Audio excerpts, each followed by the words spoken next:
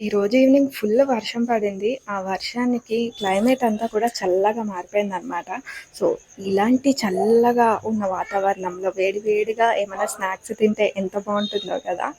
So, ఏం చేయాలా అని ఆలోచిస్తుంటే ఇంట్లో ఒకే ఒక గోబీ మాత్రమే కనిపించిందనమాట. అందుకని గోబీ మంచూరియా చేద్దామని ఫిక్స్ అయ్యాను. ఈ గోబీ మంచూరియాని చేయడం చాలా ఈజీ.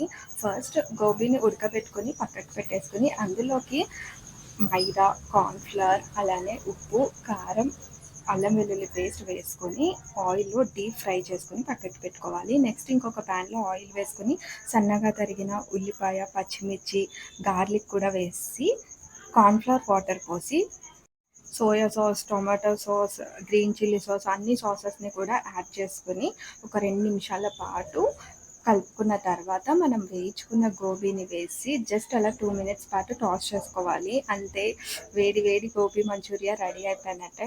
ఎగ్జాక్ట్ మనకి స్ట్రీట్ స్టైలే గోబీ మంచూరియా ఇంట్లోనే ఈజీగా ప్రిపేర్ చేసుకోవచ్చు.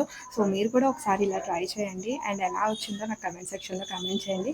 మీరు కన్నా ఒక వర్షం పడితే ఎలాంటి స్నాక్స్ తినాలి అని అనుకుంటారో నాకు కమెంట్ సెక్షన్‌లో కమెంట్ చేసి చెప్పండి. See you in the next video.